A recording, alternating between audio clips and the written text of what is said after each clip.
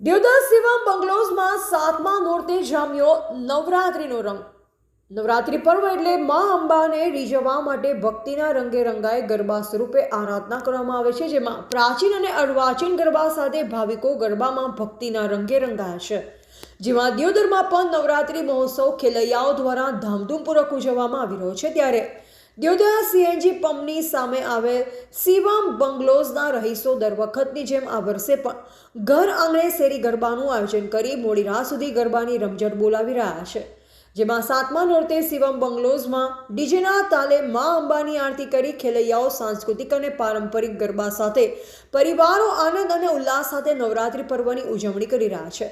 નવરાત્રિ પર્વ નિમિત્તે શેરી ગરબામાં અનેરો માહોલ જામ્યો છે, જેમાં દરેક શેરી ગરબામાં આયોજક મંડળ દ્વારા પૂરતી વ્યવસ્થા કરાઈ હોવાથી ખેલૈયાઓ નવરાત્રિનો પર્વ ઉત્સાહ સાથે ઉજવી રહ્યા છે। બ્યુરો રિપોર્ટ અનુપ ઠાકોર, ક્ષત્રિય જ્યોત ન્યૂઝ, દિયોદર।